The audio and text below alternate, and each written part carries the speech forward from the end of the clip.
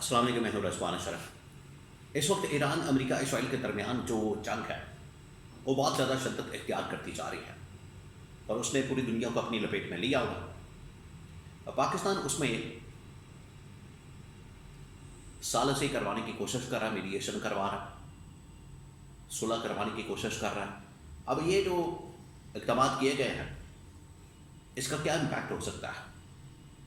پاکستان کے اندر پہلے 4 ممالک کا اجلاس، جس میں مصر، ترکی، سعودی عرب اور پاکستان، اس کے بعد ڈپٹی وزیر اعظم اور وزیر خارجہ اسحاق ڈار، چاہے قوم 47 کے ہی ہیں، وہ چائنا کے دورے پر پہنچے۔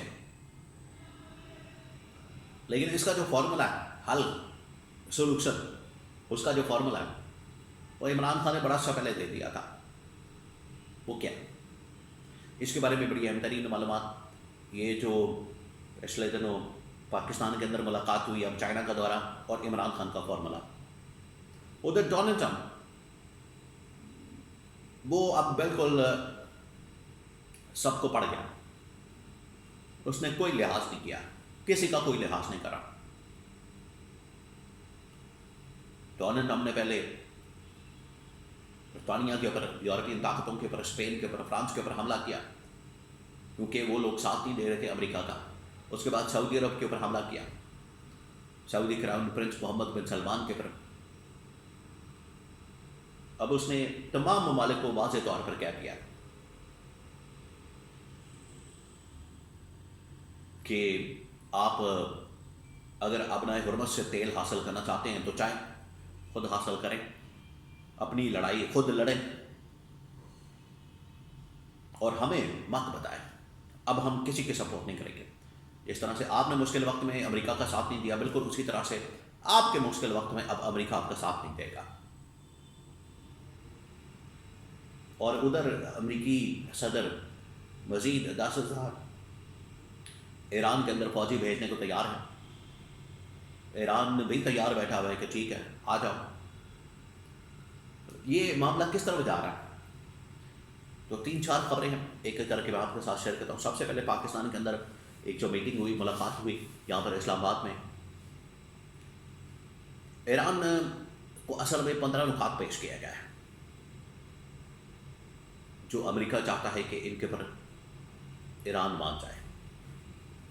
اب ایران جو کہ بڑا ڈٹ کر مقابلہ کر رہا ہے اور دنیا کے اندر اس بات کو تسلیم کیا گیا کہ ایران نے مقابلہ جیت لیا، جنگ جیت لی، اس نے چاہے نقصان کیا اپنا، لیکن جس طریقے سے اس نے پوری دنیا کو کنٹرول کیا، وہ دا اکانومسٹ کے اندر ایسی ایک تصویر لگی کہ اس طریقے سے اس نے جھگڑا سینٹر سے دنیا کو، اور پوری دنیا جام ہو گئی۔ آبنائے ہرمز، ایک آبنائے ہرمز ہے، اس سے پوری دنیا اس نے جام کر دی ہے۔ تو اب امریکی صدر اس میں پھنس گئے ہیں۔ انہوں نے پھر پاکستان کو بیچ میں ڈالا کہ آپ کسی طرح سے اپنا انفلوئنس استعمال کریں ایران کے ساتھ، یا 15 نکات انہیں منانے کی، کنونس کرنے کی کوشش کریں۔ ایران نے یہاں پر پھر ملاقات ہوئی، ایران نے صاف انکار کر دیا۔ اب میں آپ کو جو خبر دے رہا ہوں، ایران نے پاکستان کو کہا کہ آپ اس معاملے میں مت آئیں، اور امریکہ یہ جو ہمیں 15 نکات پیش کر رہا ہے، ایک تو ہم ان کو ریجیکٹ کرتے ہیں، نمبر 2 اگر کوئی میڈیشن کروانی ہے تو اس کے اندر بڑی بڑی طاقتیں شامل ہوں، چائنا، روس، سعودی عرب، یو اے ای اور کچھ یورپین طاقتیں وہ شامل ہوں، اور باقاعدہ گارنٹی دی جائے، ہماری کمپنسیشن کی جائے، نقصان کا ازالہ کیا جائے، نقصان پورا کیا جائے، اور مستقبل کے اندر ہمیں گارنٹی دی جائے، شیورٹی دی جائے کہ کوئی حملہ نہیں کیا جائے گا۔ یہ ایران کا جواب آیا۔ تو ایران نے کہہ دیا تھا کہ اگر اس میں چائنا کو شامل کیا جائے، چائنا گارنٹی دے امریکہ کی، تو ہم پھر بات کرنے کے لیے تیار ہیں۔ اسی وجہ سے اسحاق ڈار پہنچے چائنا کے اندر، جا کے انہوں نے ملاقاتیں کی ہیں۔ عمران خان نے بہت ایسا پہلے ہی اس جنگ کا حل دے دیا تھا۔ عمران خان کو پتہ تھا، پہلے بھی اس طرح کے حملے ہوتے رہے، امریکہ اسرائیل مل کر اس طرح کے حملے کرتے رہے ہیں، اس طرح کی سازشیں کرنا، حملے کرنا، یہ ان کے بلڈ کے اندر، خون کے اندر شامل ہے۔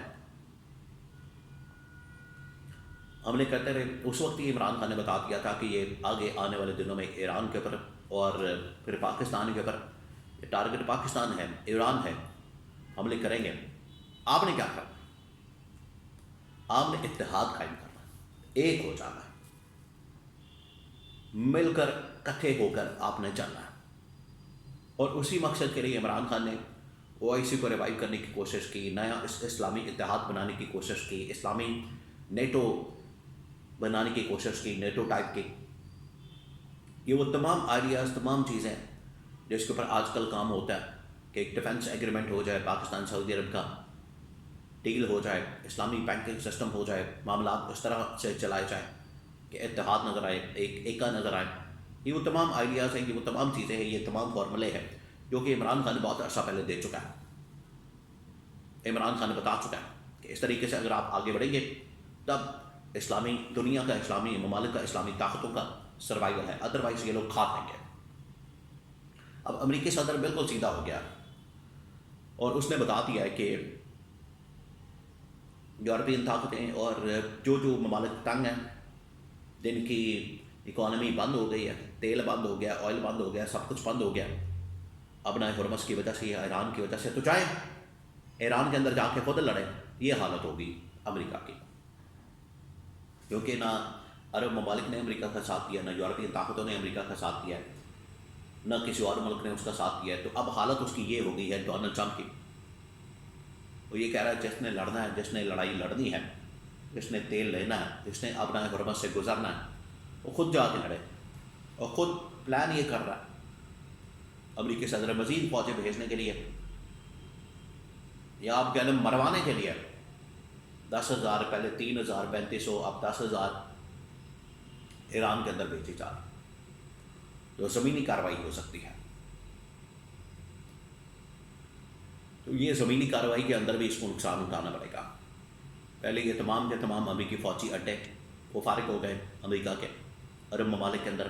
پھر اسرائیل کو جس طریقے سے نقصان پہنچایا ایران نے تو امریکہ کو مکمل طور پر ننگا کر دیا، اور ان کی جو طاقت کا خمار ہے، ان کو جو پاور کا خمار ہے، ان کو جو ایک دماغ کو چڑھی ہوئی طاقت، اس کو کھول کے رکھ دیا۔ کیونکہ امریکہ آپ کو پتہ ہے ٹرمپ یہ اس نے کسی کو نہیں چھوڑا، نہ فرانس کو، نہ سعودی عرب کو، نہ برطانیہ کو، نہ کسی اور ملک کو۔ ایران نے تو ان کو نامی یاد کروا دی، ان کو اوقات دلائی ہے، اوقات دکھائی ہے کہ یہ آپ کی اوقات ہے۔ اب اگر مزید فوجیں بھیجی جاتی ہیں تو یہ امریکہ کا ہی نقصان ہے، امریکہ ہی اس میں اپنے فوجی مروائے گا، صدر اس کا ذمہ دار ہوگا، اور کوئی اس کا ذمہ دار نہیں ہوگا۔